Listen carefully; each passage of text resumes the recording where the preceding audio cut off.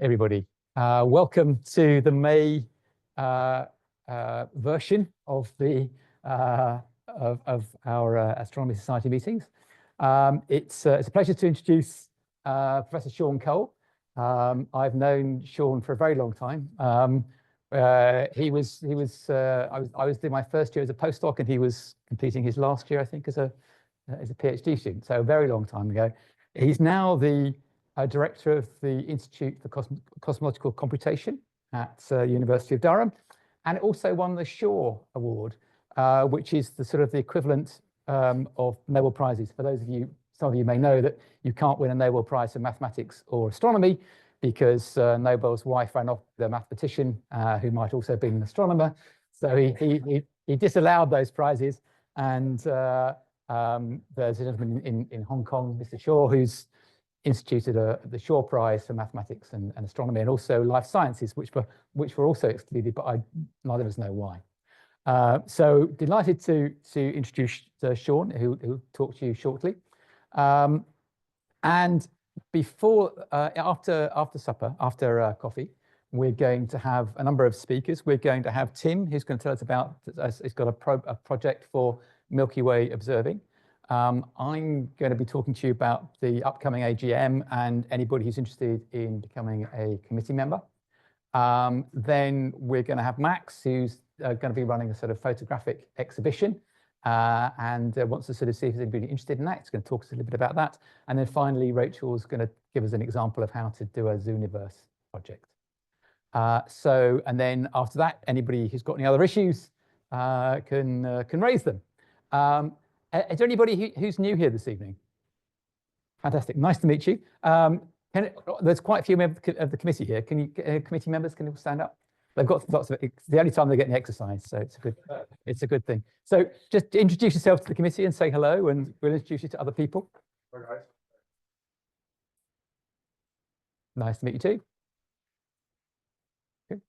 And with that, I'll pass you over to Shaun, who I'm sure will give a fantastic letter about what's going on in DESI. Thank you very much, Colin. Thank you for inviting me, and thank you for the introduction. I think I must say, Shaw Prize is, the person who funds the Shaw Prize wants it to be known like the Nobel Prize, but it's not the same. Adam Rees, who won both the Nobel Prize and Shaw Prize, did say to me before I went and got the prize, he said, the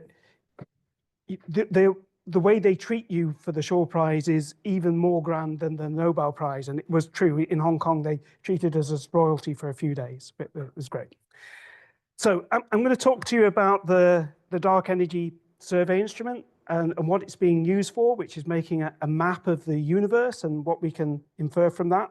I've listed the names of lots of people that who've worked on some of the things I'm going to present here, just to let you know that, as Colin said, I'm the director of the Institute. So for most of the last 5 years, I've been doing admin, not actually hands-on science. These are the people who have been doing it. So his outline of the talk. So I'm going to first tell you what DESI is, both what as a collaboration and the hardware and what the project it's going to do. Before you go and measure redshifts and build up a three-dimensional picture of the universe, you have to first do a two-dimensional map, and I'll show you some of the really cool stuff you can do with the Galaxy, the Legacy survey. I'll show you some of the data from DESI, the current, showing you how far the survey's gone and what the current data looks like, and I'll show you some of the selected science results. And yeah, you may have questions about all of these things. So the DESI is both a collaboration, a project, and an instrument. There are over 1,000 members in the DESI collaboration. I'm co-chairman of the DESI membership committee, so I know these numbers very well. There's 75 different institutes around the world in this collaboration. We hosted the meeting in Durham in 2023. So this is the building I work in at Durham. And that was me in the middle somewhere. The problem with having 75 institutes, which go from Australia, China, Korea, right across Europe, there's some in India, east coast of the US, west coast of the US, and Hawaii, then whenever we have a telecom, it's 3 a.m. for somebody. So this is why we do have collaboration meetings to get everybody together, because it's hard to do everything over remotely over with the time zone differences. So I'll come to what the science we're trying to do with DESI, but first I'll talk a bit about the instrument. So you can take images of the sky and with deep CCDs and work out where the two-dimensional positions of galaxies are. But if you want to measure their three-dimensional position, the traditional way is you get a spectrum for that galaxy. The emission lines in the spectrum are Doppler shifted depending on how fast the galaxy is moving away from us, which gives us the distance through the Hubble law that tells us that the recession velocity depends on the distance of galaxies away from us. So to build this three-dimensional picture, we need to get spectra for the galaxies. But DESI wants to do that for millions of galaxies. So you can't just point your telescope at one galaxy, put a slit on the galaxy and put the light through a spectrograph. You've got to split the light up. So DESI's focal plane, which is about this far across, it's a big camera, is populated by all these little robots. I'll zoom in, that each one has an optical fiber connected to it. So you program the computer to place this fiber where your galaxy is, collect the light from that galaxy. That light goes back down the fibers. The fibers cables were made in Durham, and goes to the spectrograph, as I'll show you. And there are 5,000 of these fibers, and so you can measure 5,000 spectra at the same time. I was involved in a galaxy redshift survey known as 2DF. That's the thing that led to the Shaw Prize. There we measured 250,000 galaxy redshifts over about 6 years. We've measured that number in a weekend with DESI. So the idea is to build this three-dimensional picture. So this is a slice. So we're looking at a line across the sky, and then what's the distance to galaxies in those directions. And we're going to look at lots of different tracers. So the Bright Galaxy Survey is the thing I was most involved in, is the local measurement of large-scale structure, the distribution of galaxies in the local universe. But that's already going out to redshift 0.5, so we're going a long way. So with different tracers, luminous red galaxies, the giant elliptical galaxies, smaller galaxies that are actively forming stars that have emission lines. We've got tracers that go out to redshift 2 almost. And then we actually use quasars, these really powerful accretion disks that are around supermassive black holes that emit huge amounts of light and can be seen to huge distances. We also use those as tracers. So there's lots of different targets. The telescope is the Male telescope in Arizona. I think that's picture's got squashed a bit. It's even taller than it looks. So it's a 4-meter diameter telescope, so it's good,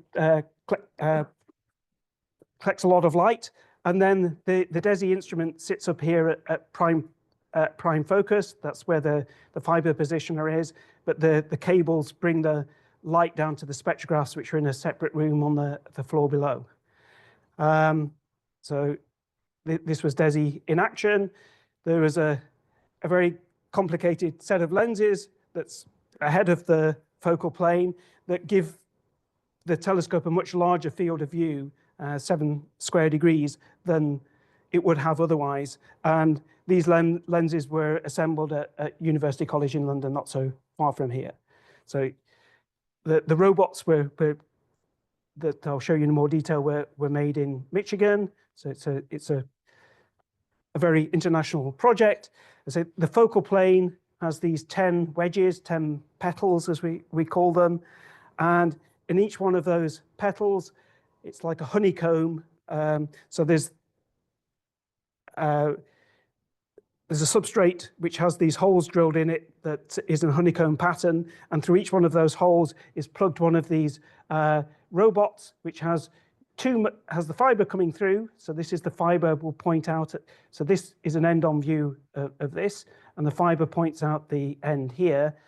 And there's two motors, one that can rotate around this axis with the orangey cross, and one that can rotate around the red cross. So the result of that is each fiber can move within be positioned anywhere within its patrol region, which is this circle. And the patrol regions of the neighboring fibers overlap. So basically anywhere in that blue area, you can place a fiber on the target as long as you know where the target is. And this is a real close-up of the camera, of the focal plane. So the fiber goes here. You've got a motor here and a motor here that turns it round. And when it reconfigures between observations, all those motors are moving at once and the fibers are whizzing around, but someone wrote some clever software to check that, make sure they don't ever collide with each other. So there are 10, each one of those petals, the fibers go down to one spectrograph. So there are 10 spectrographs with the 10 petals, each taking 500 fibers and producing 500 spectra. Each of those spectrographs actually has 3 arms. So there are, the light gets split into different paths. The infrared light goes one way, the red light another, the blue light another, and each of them is then is dispersed on a diffraction grating to produce a spectrum. So we end up with a spectrum over a very large wavelength range. And I'll show you some of the spectra later. But before you can actually start using that, you need to know where your targets are. And has anyone ever looked at the legacy survey viewer? I'm hoping this is going to work for us. But I guess people are familiar with Google Earth, where you can go anywhere on the surface of the Earth and look down, and you can zoom in and in. So this is an outward-looking Google Earth. So the images have been taken and they've been loaded onto this database, which is free for anybody to use. And you can zoom in and out anywhere within the survey. And if I can zoom out, there's this one. Let's zoom all the way out to start with. It's loading in real time. So, okay. So this is a repeat of itself, but this is the data in the northern hemisphere. This is the data in the southern hemisphere. You'll see that we don't target the galactic plane. I can zoom in anywhere on this. Let's just position it somewhere and zoom in and in. To start with, you're just seeing mottled light, but we zoom in. These stripes are really bright stars that have saturated the detector, such that when you read it out, you get it's called a bleed trail, but basically you're corrupting the data because they're so bright. So they're not the interesting things. We have to mask those out. But if we zoom in, virtually everything that you see in here is either a star or a galaxy, and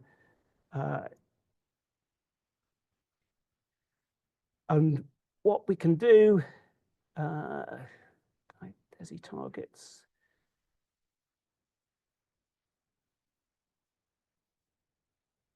So,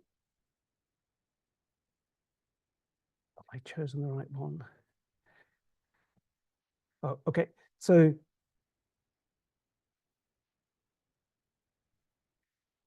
I think that shows the areas that have been observed. That's not one I wanted to do. I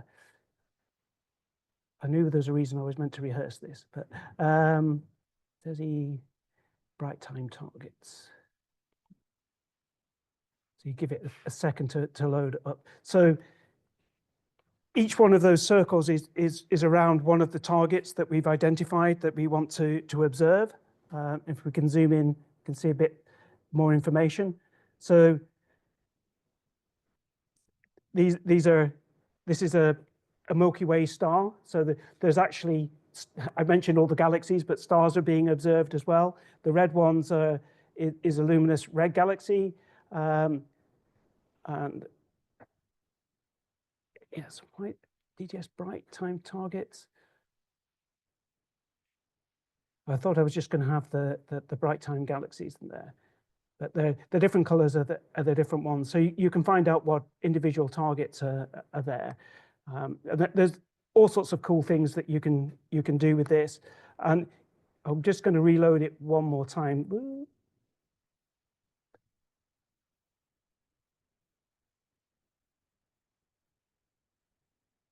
So if the first time you go to this page, it will always zoom in on a nearby galaxy from the NGC catalog. So each time you reload it, it will take you to an interesting galaxy on the sky. So I guess that's NGC 204495. But this is free for everyone to use, and you can go in and just like Google Earth, you can explore the sky the way like you can explore the ground.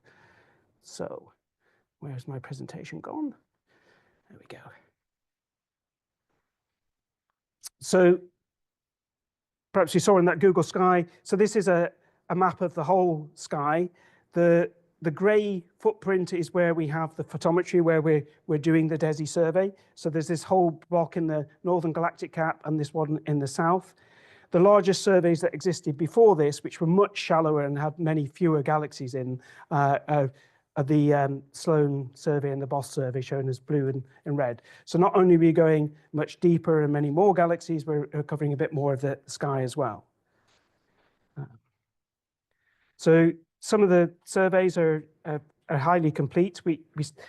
I started working on this project about 10 years ago. We started getting data just over 4 years ago, and the plan was to run for 5 years. So the project should be complete by about this time next year, but we've actually extended it, and it's going to carry on for another year after that to make it better data. So here's some observations happening at the telescope. So this is a camera at Kitt Peak, which images the whole sky. You can see the sun setting over there in the west. This is the area covered by the survey, and you see the little yellow circle that's the field it's observing. So there are 5,000 fibers within that circle. You can see you jump around, always observing close to the zenith, so that you're looking through the least amount of the atmosphere. You can see the galactic plane there is in the region that we don't want to observe. I'll just run that one more time.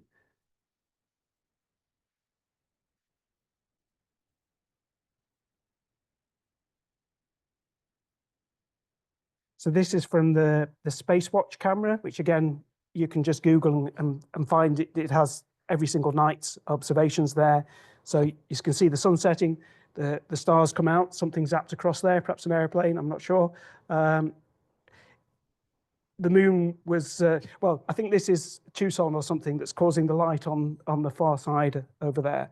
But yeah, you can see the Milky Way coming up, and yeah, because we're trying to do exgalactic observations, we don't want to look through the dust and stars of the Milky Way, so that's the bit we exclude, and then it's daytime again.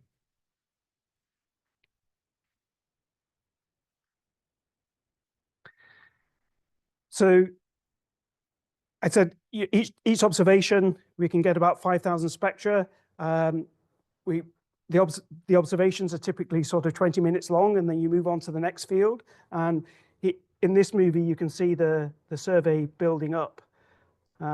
So each night, there's a number of fields taken, and this is the Bright Galaxy survey over the course of the last 4 years up until about last week. I thought it would stop with the viewing. So this is the Milky Way plane going across here. I'm hoping you can, whoops, admit someone. I'm hoping you can see my cursor, right? Yeah. So this is the Milky Way plane that we're avoiding. This line is the path that the moon takes.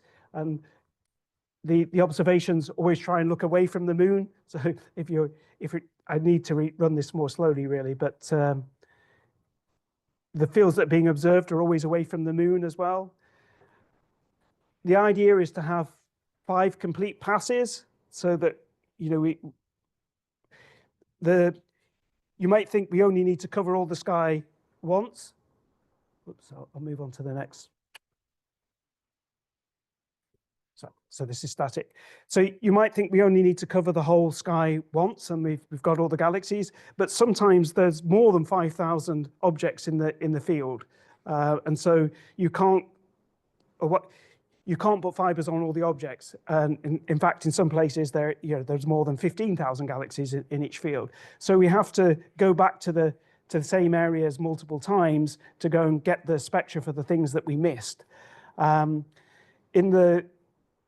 In the previous Sloan survey, where they placed fibers by drilling holes in a metal plate and plugging the fibers in from behind, you couldn't put fibers closer than a certain distance, and they only went to the sky once. So there was a lot of missing galaxies in the survey, which they described as being due to fiber collisions, because you couldn't put the fibers closer together. We've got a lot of the same people working, and this survey has worked in that, and they keep saying when we miss galaxies, it's due to fiber collisions, but it's not. There are no fiber collision problems in DESI because we observe everything 5 times, but we do miss some galaxies just because there are too many in a given area to get them all.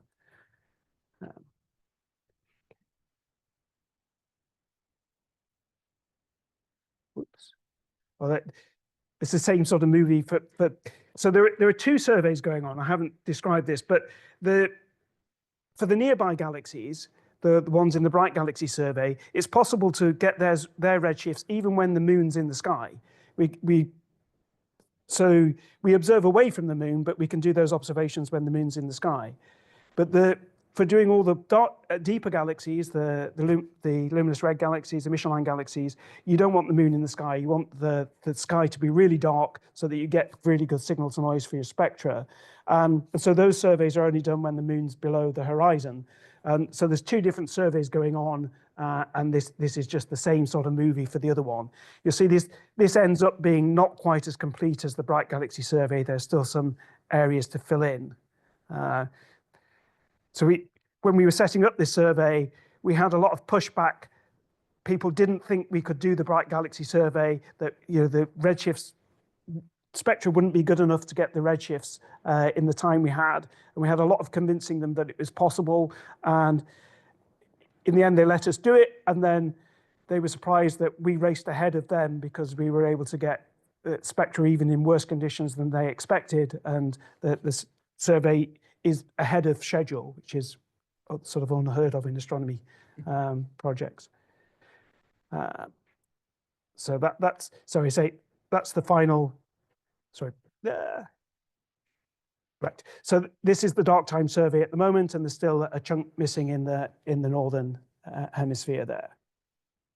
And they added a bit of area down here quite recently. So that's the data as of a couple of weeks ago. When we analyze the data, there's a huge pipeline it has to go through to make everything uniform and so on. So although we have all that data, we're still actually only working on the 3-year data set, which is this smaller data set here. I'll be showing you some results from that shortly. Okay. So one of the goals of DESI is to measure, so we're going to make this huge map of the distribution of galaxies, but what we want to measure in the look back time that those galaxies span is how the universe has been expanding over that time. So we can see back to when the universe is a small fraction of its current age, but what was its size back then? And the way we do this is mainly through using this standard ruler feature. So when we measure the clustering of galaxies, it turns out there's a special length scale that shows up in the clustering properties of the galaxies. And I'll spend a little time explaining where it comes from, but basically we know its length. So if we can measure that length at different redshifts, we can just do simple, like a surveyor would, work out how far away that yardstick is just by its angular size. And so this way we can measure the distance redshift relation and hence the expansion history of the universe. And that's one of the major goals of DESI, to measure how the expansion of the universe, how the Hubble expansion has evolved over time. You know, back in the 1990s and the early 2000s, there was all this supernova data that showed that using supernova as standard candles to do the same sort of measurements, that showed that the expansion of the universe is actually accelerating. And the question here is, what's causing that acceleration? How does that acceleration change with time? And you know, supernova data are getting better, but this standard ruler technique is much more accurate than the supernova standard candle technique. It's not affected by dust or obscuration. You know, the length scale is the length scale, and it's therefore very important. When we're measuring the clustering, when we're measuring the clustering statistics, it's important that we understand the geometry of the survey and that we've got more galaxies here because there are more galaxies there, rather than we've just put more fibers there, and so we've seen a larger fraction of them. So we have to know exactly what the coverage of the survey is, and we do that by knowing the properties of the camera, exactly which fibers were working on every single night, on every single observation, and tracking that through. And we have this fine detailed map of the coverage of the survey, which is now getting more and more uniform, but it's important to know exactly how ununiform it is. These are plots just showing how the redshifts have built up over time. So, you know, we have more in the dark time survey, more than 25 million galaxies. In the bright time survey, more than 16 million galaxies. So we've already reached the original goal of trying to get 30 million galaxy redshifts. If anything, they're going up more steeply now than they were in the past. So although some fibers have broken in the instrument is still very efficient and building up rapidly. The reason why the Bright Galaxy Survey one is getting a bit shallower now is because we've basically got all the galaxies. So most of the pointings, there's not many galaxies more to observe. So, you know, that's getting very close to complete.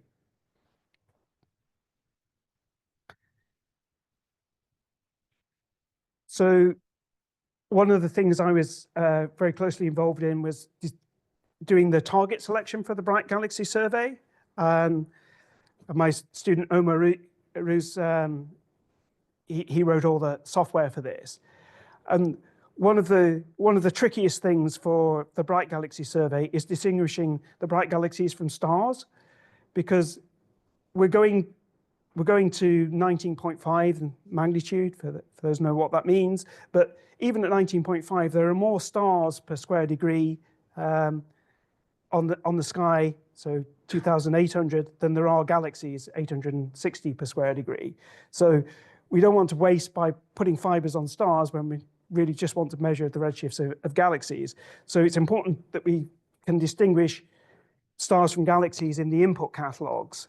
And there we made use of the Gaia satellite, which you may know has measured the astrometry, the positions and peculiar motions of stars in our galaxy. Here we weren't using those, you know, the peculiar velocities and so on. We were just using its measurements of the brightness of the stars. And the nice thing about Gaia is it's up in space. Well, it was turned off a few weeks ago, but it was busy taking data for the years before that. Up in space, it can do very high resolution images of the sky. And so when it measures the light from an object, it's measuring it in a very small aperture. Whereas when we measure from the ground, it's blurred out by the Earth's atmosphere, and the aperture over which we're measuring the light is much larger. And that enables us to tell the difference between stars and galaxies, because if it's a galaxy, Gaia is only measuring the light in the very center of the galaxy, whereas DESI measures all the light. And so this enables us to separate the galaxies up here from the stars very well. And we have a cut that basically throws away all the stars. And the amount of stellar contamination, i.e. the number of spectra that turn out to be stars of things that we thought were galaxies is down at 1 or 2%. So we're being very efficient at getting just galaxies. So here's some plots of the spectra. So they cover a large wavelength range. The gray stuff in the background is the actual spectra unsmoothed. The orangey thing is telling you the noise level, and the black is the model fit. And we had, so this was during lockdown.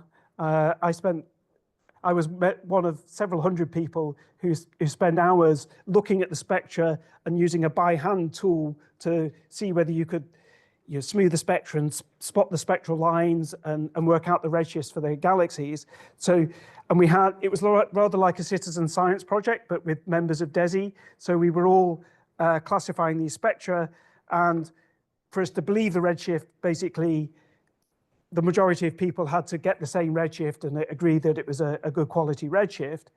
And then we compared that with the automated redshift case. And there's a statistic here about the quality of the fit. And if for all the ones that had an automated quality of fit above this line, these are the blue colored ones, basically the human analysts and the computer agreed that the redshifts were the same. And it's only these few, like 4 out of several thousand here, where the machine redshift was wrong. So we have a very accurate way of getting a high quality complete set of redshifts. And when you look at what fraction are we getting redshifts for as a function of the magnitude of the galaxy, so the brightest survey goes down to just 19.5, then it's way up in the high 90%. So there's not many galaxies that we're failing to get redshifts for. The redshifts are pretty accurate. This is comparing to some earlier data. The typical error on the velocities is 11 kilometers a second, whereas the redshifts, we're talking, getting up to tens of thousands of kilometers a second. So this is a really small redshift error. Very strangely, the redshift error is almost exactly the same as it is in the gamma survey, where I never quite understood why we got exactly the same error size, but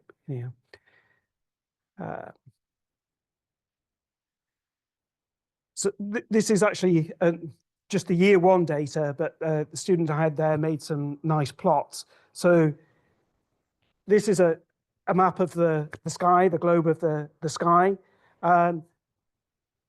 Where we've drawn the rectangles, we've extracted the galaxies, and then we're going to look at them in the other dimension. I think it's just one I've shown here. So this was the yellow rectangle up here. And now we've got this redshift direction going out to redshift 0.6. So you can see the distribution of galaxies. There's few galaxies out here just because the more distant ones are too faint for us to see, just because they're further away. And so we pick few of them up. But you don't really see the structure very well. You have to zoom in to be able to see the walls and filaments that make up the cosmic web. But maybe I've copied the, oh, okay. So these are the different slices. So that was just another slice showing all the cosmic web, the purple one, and this is another one, the green one. This structure had been seen before in the Sloan redshift survey, and it was the largest structure in their whole survey and dominated and skewed the statistics. But here you see it's just one of many.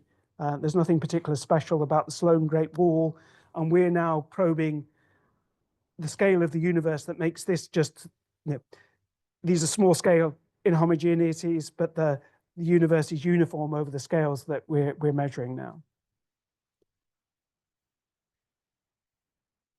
Some work that we've been finishing recently is looking at the luminosity function of galaxies. So how many galaxies you have of each different luminosity, which is important for understanding galaxy formation. What we're trying to understand the physics of where stars form easily and so on.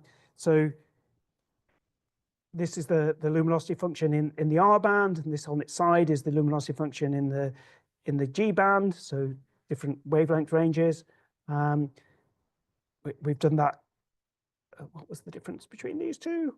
Oh, they're just different redshift ranges. But so the north and south data we've tended to treat separately because the photometric catalogs, the imaging catalogs that we use for that, were taken on different telescopes. And while you try and match the same filter, so you've got the same wavelength and same noise and so on, it's not possible to get them exactly the same. So we try and treat those two data sets separately and then compare the end result. And you see that there's really good agreement. And this is the luminosity function saying with brightest galaxies over at the left and the faintest ones at the right, and how this changes. Most galaxies that we observe are around this knee in the luminosity function, and there these two things agree remarkably accurately. The width of the band is the error, the statistical error in the luminosity function. So we're measuring this to sub% level, and it agrees perfectly from these two different samples. It doesn't agree perfectly at this really bright end, and we've done quite a lot of analysis to figure out what's going on here. We have some ideas, but it's basically a systematic error in the photometry when you try and do it with data that's a different signal to noise. So that's the fundamental limit on how accurately we know the luminosities of these rare galaxies at the moment. It's a blank page. We've also looked at how the clustering of galaxies depends on their luminosity, and this is now measured extremely accurately and agrees with simulations that we run at the Institute for Computational Cosmology. So the measurements are the dots, I believe, and the simulations are the lines. I might have got that the wrong way. Oh no, yeah, the simulation is the line, and the measurements were the dots. So these are fainter galaxies, these are brighter galaxies, and so we think we really understand what's causing the clustering of galaxies and why it depends on luminosity, because we're able to reproduce it in the simulations.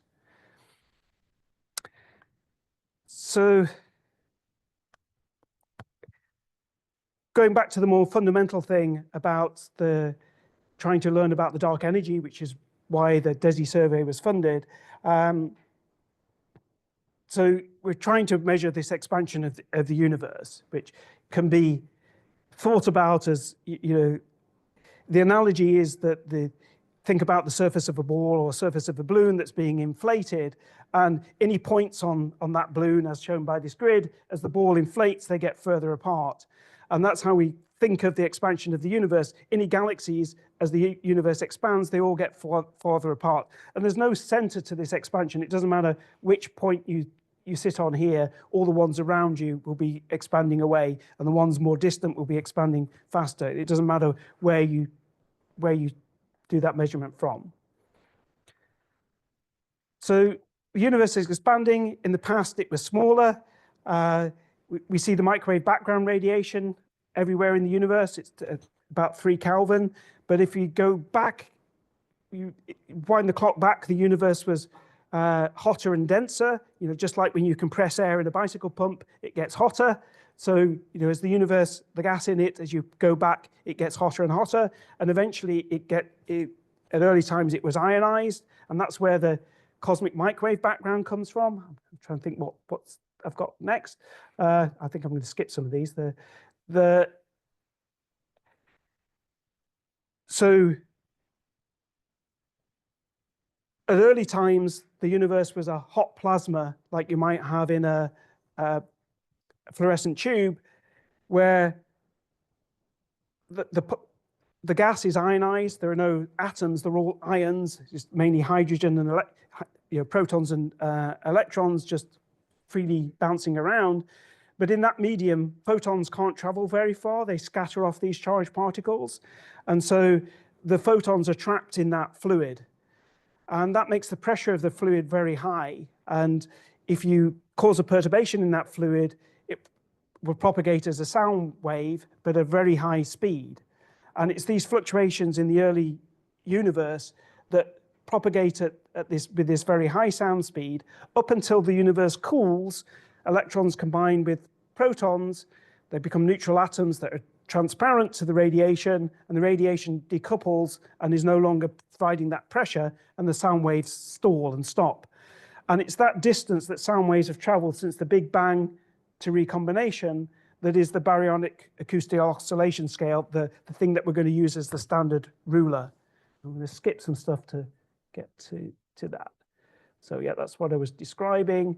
So if you start off with a perturbation, so we've just got one dense lump in an otherwise uniform universe, and this is showing the mass profile around this lump. So most of the mass is here, and then it goes down to zero fluctuation at large radius.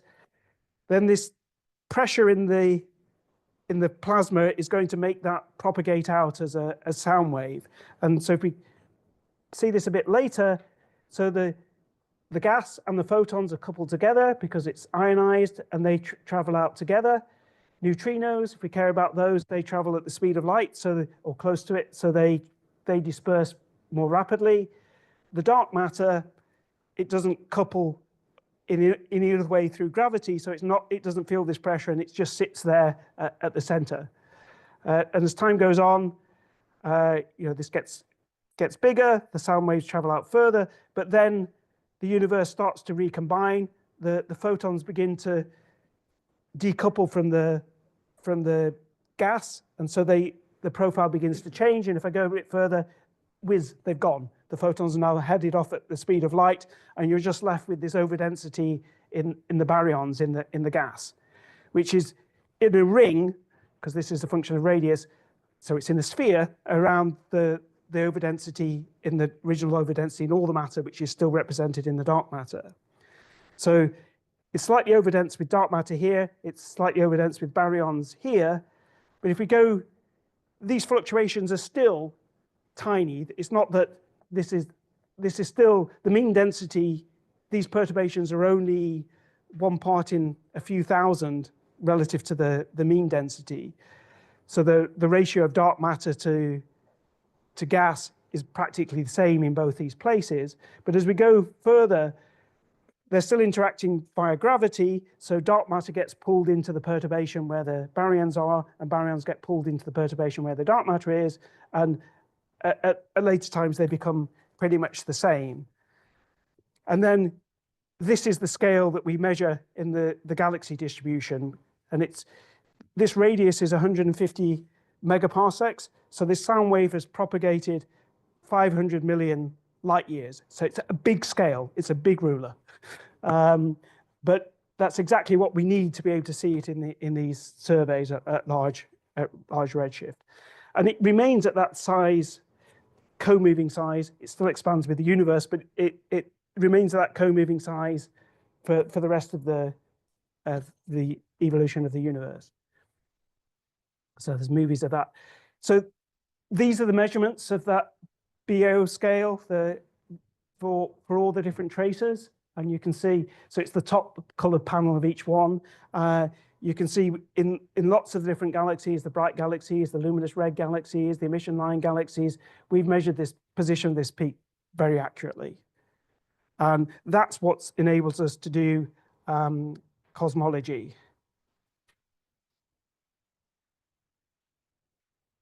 So it basically enables, as a function of the age of the universe, each one of those measurements gives us the size of the universe at that time.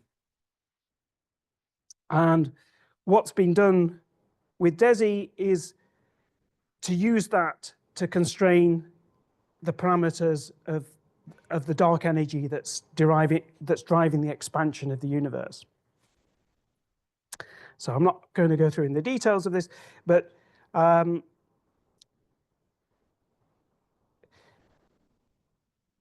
so each one of the measurements gives you a constraint that constrains the mass density of the universe and the Hubble constant. And you can see that all these different data sets are consistent with a point here in the middle. So there's a lot of consistency in the data. There's still some Hubble tension. So the measurement of the Hubble constant value that's consistent with this data is somewhat less than is measured from the local supernovae. So it's still an interesting result. In terms of the dark energy, so Einstein's cosmological constant, which is the simplest mathematical way of altering Einstein's equations to produce an accelerated expansion. That has it's just a constant, so it's an energy density that doesn't vary with space or time, and that corresponds to this point in this plane, so where the crosshairs are. So if this data was consistent with the cosmological constant, we would expect the contours to overlap that cross, but instead, when you combine the DESI data with CMB data and different supernovae data, we find that we're displaced down here in a region where those parameters mean that the dark energy is decreasing in energy density as the universe expands. It's still quite a controversial result, and the DESI data on its own doesn't really rule out the standard cosmological constant. It's only when you combine it with the supernova data and the CMB data. And in terms of statistical significance, it's not at the level that, say, particle physicists would use to say they've detected a new particle at CERN, like the Higgs particle. It's less than that. So it's interesting, but not a proof yet. I think I must. So yeah, I've. 15 minutes left. Well, I'm not going to go on for 15 minutes, but I'm happy to answer 15 minutes of questions. So in summary, DESI is an incredibly efficient redshift engine for measuring how fast the galaxies in different directions are traveling away from us. And the survey, I've been impressed from the very beginning that this instrument just worked when it was first assembled, and there's been very little downtime. There was a fire that swept through the mountain and melted. So all the power to the place was destroyed. The Ethernet cables were destroyed and everything in the fire. But the basic telescope survived. They had to clean up some things that had soot on them, but that was it.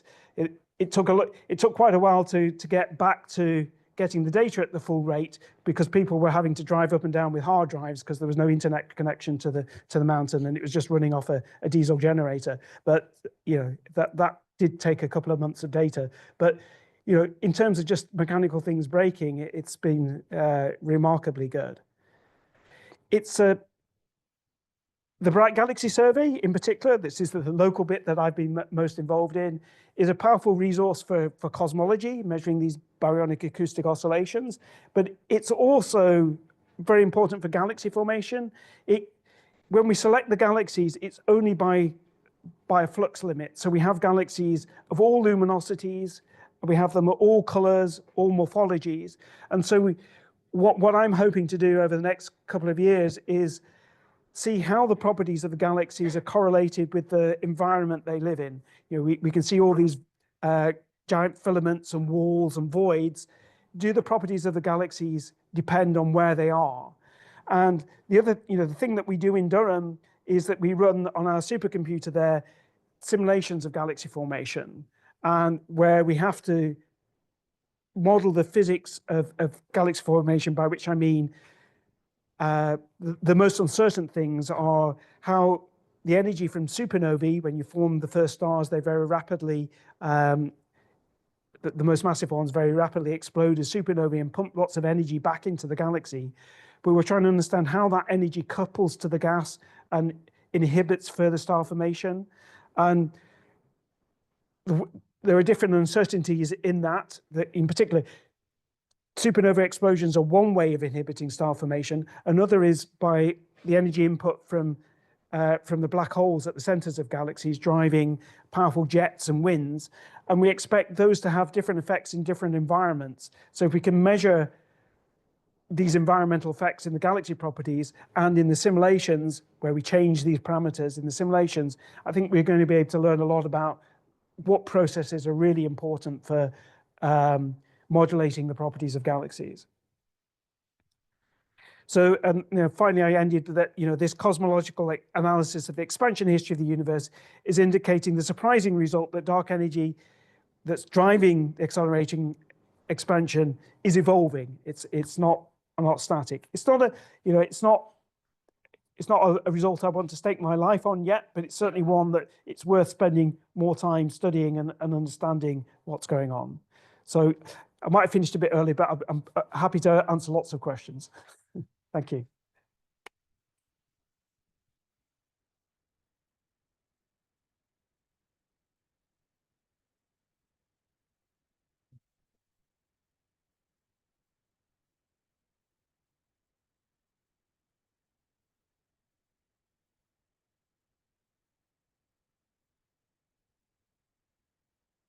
Right. Questions? Max? Given that we don't really know what dark energy is, what does it mean that it's evolving? Well, we're basically measuring what the energy density of the dark energy is, and this data is telling us that has changed at different redshifts, so it's not a constant value. What does that mean? So there are an awful lot of different theoretical models for how that energy could evolve, because the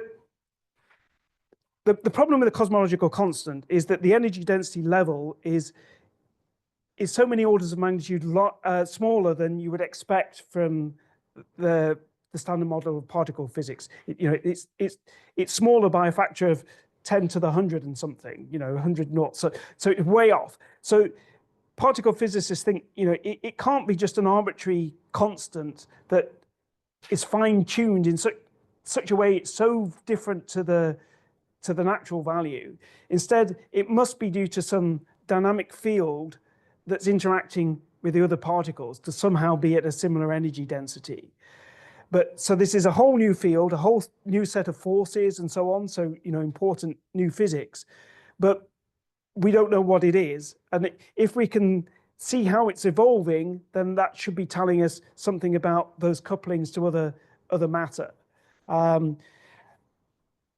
Nearly all those theories have the energy density increasing with time. The finding decreasing is pretty perturbing. So, yeah.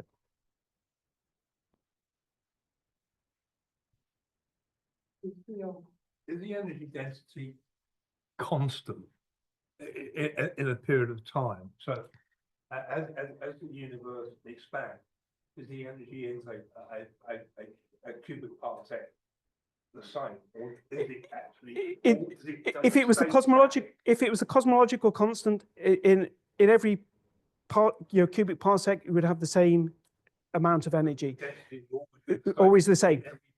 Yeah. And the weird thing about it is that the cubic megaparsec grows by a factor of 2, so it's 8 cubic megaparsecs. It now has 8 times the amount of energy in.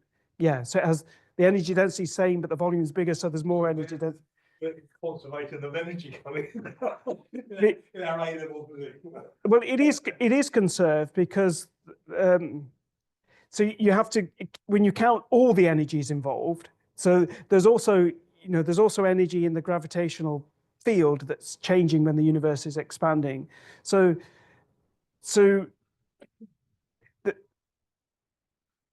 the equation of state that you have to have for dark energy, for a cosmological constant, it actually has a negative pressure. So there's work being done that's creating that energy, but it's. Well, it does seem like a free lunch, but that's it, isn't it? But energy is conserved in those equations. That's that's part of the derivation of it. If you say energy is conserved, then you must know the value of it. But if it is a cosmological constant, right, then we do know the value of it. We've measured lambda very accurately. It's just a completely strange value that's 10 to the 122. But now we're seeing tentative evidence, right, that it's evolving slowly, but very slowly. That over the next expansion factor of the universe, i.e., the next 13 giga-years, it will have gone down by 20% or something. But then that means that change of energy density has got to be reflected somewhere else. So by the sort of naive models is that you change the equation of state. So you have a different pressure that you would have in the cosmological constant, and so the work done is different. But energy is still conserved. You're just changing the amount of work done when you're expanding the vacuum.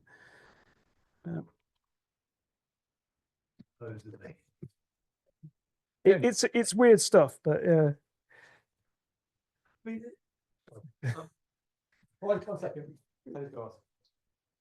My head hurts now. If the science of particle physics and the science of dark energy are 10 to the 120 apart, one of them is wrong. Which one is it? But I mean, so yeah, it's in particle physics, you know, if you just do the dimensional back of the envelope calculation, you get an energy density that's 10 to the 122 larger than it can possibly be. That has to be wrong, right? Because if the energy density that was that huge, then the universe would have expanded at a ridiculous rate and not exist this long. So they think that, so the particle physics is that there's some symmetry that, so they get these large terms when they write down their theory and try and extend it to large energies. But they think there must be a cancellation, that there's some symmetry that means there's a positive and negative term which are exactly the same and cancel each other out. So that's how they can get to zero, that there's a symmetry. But how do you get to something that's not quite zero? It's a zero with 100 zeros and then one at the end. So you haven't quite got a symmetry. You've got something that's fine-tuned and not quite a symmetry, which is what they hate. So, you know, they don't think a cosmological constant comes naturally out of particle physics of the standard model without putting in additional fields, which would be this dark energy. But his head's still hurting.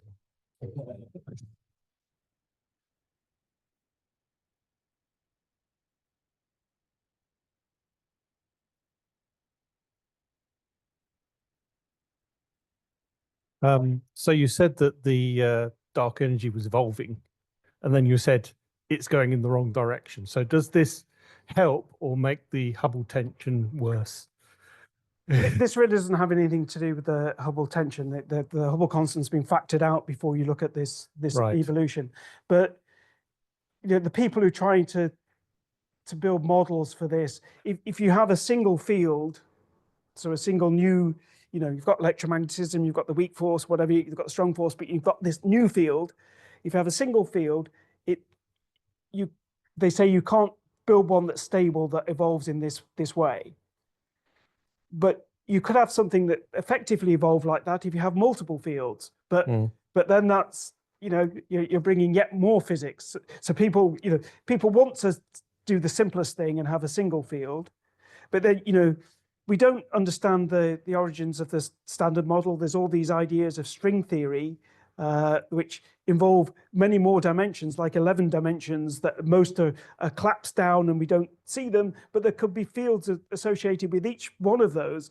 So we normally assume that they're just totally irrelevant, but perhaps more than one of them is actually relevant at this energy level. It's just because, I mean, obviously the tension is between the microwave cosmic background and lambda CDM. And what you're saying is lambda isn't a constant, it's evolving, which implies that lambda CDM is kind of broken. That's what you're implying? I mean, I say it's not highly statistically significant, but yes, if you allow this evolution, then it does help in some other data sets, but it doesn't actually help with the Hubble tension. That remains. Right. One other thing we're trying to measure from DESI is the energy density in neutrinos. So the electron neutrino, the tau neutrino, and the muon neutrino, which we know exist. They're particles we can create in accelerators and so on. And we know they have some mass because they oscillate from one species to another. That tells you about the mass differences, but it doesn't tell you about the overall masses. So we know very accurately the difference in the masses of these three neutrinos, but we don't know whether they're all this massive or all that massive. Whereas from the expansion, how they affect the expansion, we can get this overall mass measurement. When we assume lambda CDM and do that, the favored mass is zero. Whereas we know, because masses can't all be zero because they have mass differences and no one can have a negative mass. So the data doesn't seem to hang together.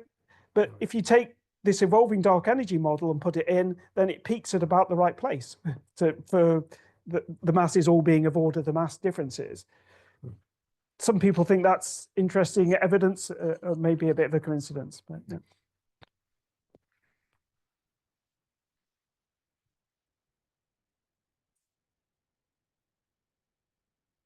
You mentioned that the current data doesn't quite meet the standard of evidence that you would want it to have.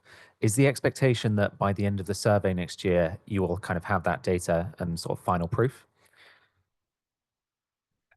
I think that's the hope. Whether it's the expectation, so that we've, going from 3 years of data to 5 years of data is not a huge, we're not making the data 10 times bigger and shrinking the error bar by a factor of 3. So it's only a modest increase.